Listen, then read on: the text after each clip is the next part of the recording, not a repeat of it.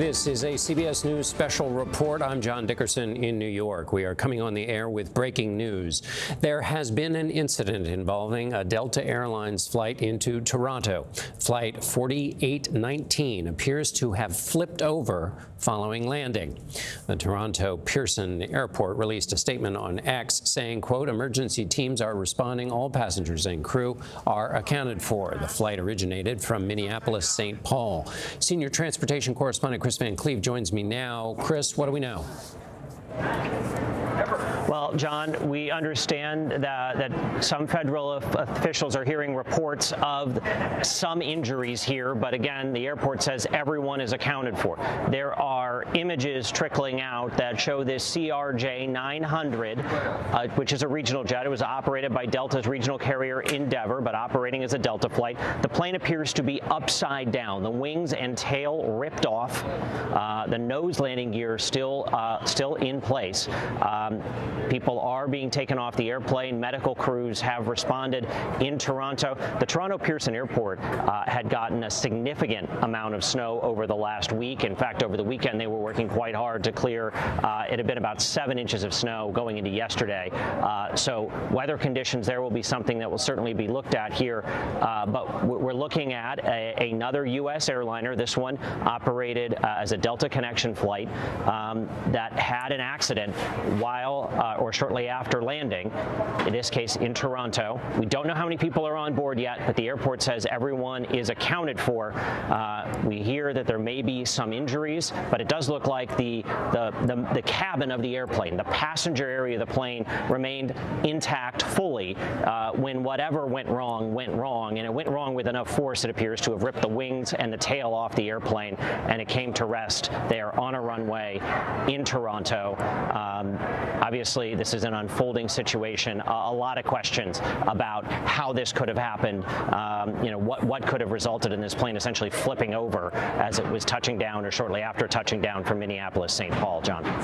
Chris, is there anything in that terminology, all are accounted for, that we should take any clues from or that can be put into any further context?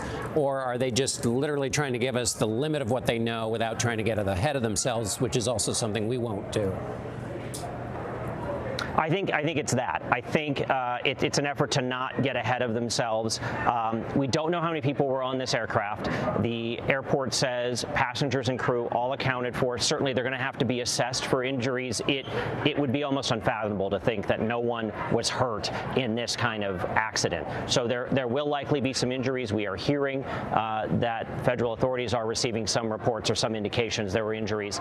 Because this incident happened in Canada, the Canadian version of the NTSB will lead this investigation. I've spoken with the U.S. NTSB. They are aware of this incident.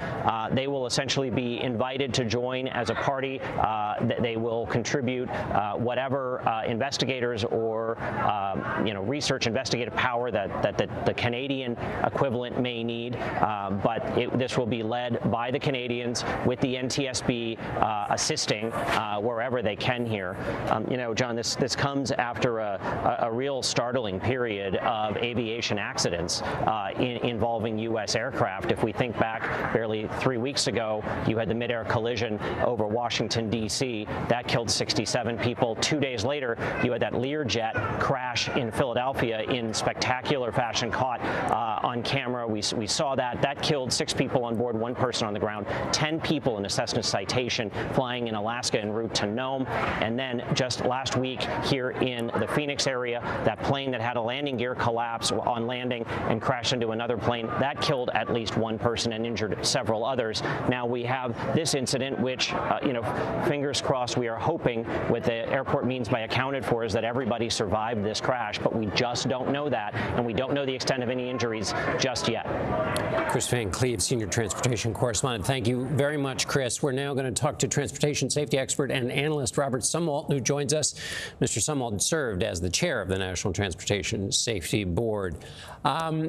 What's your first reaction to this? A CRJ 900, Chris reports the tail and wings have been sheared off. It's upside down. Your thoughts? Well, I think my first thoughts, John, are I'm glad to hear that everyone is accounted for. And hopefully, as you indicated, hopefully that does mean that everybody is at least okay.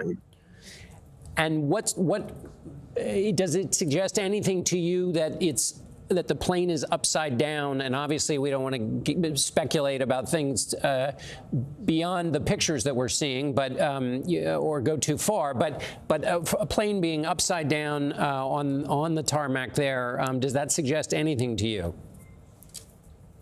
Well, I think, as Chris indicated, it's a lot of snow there and on the airport. And I think that, the airport could have been sliding and then somehow or another gone off the runway and gone upside down. So it's really, as you know, it's just a lot of speculation at this point. And we won't go any farther than that. Help me understand the coordination with the Canadian version of the NTSB. Chris says they'll be taking the lead. But obviously, since the flight originated in the States, I would assume there's a protocol for NTSB working hand in hand with them. Yeah, you're exactly right. The Transportation Safety Board of Canada does an excellent job, and the NTSB will be invited in as an accredited representative, since it is a U.S. registered airplane and U.S. operated airplane. NTSB will be invited in, so they will work hand in hand together to determine what happened here, and most importantly, come up with recommendations to keep something like this from happening again. All right, Robert Sumwalt, former chair of the National Transportation Safety Board, thank you so much. Just to recap here, a plane landing at Toronto Airport has flipped over. The airport says all passengers and crew are accounted for. That's what we know at the moment. Our coverage will continue on CBS News 24/7, your local news, and tonight on the CBS Evening News. This has been a CBS News special report. I'm John Dickerson in New York.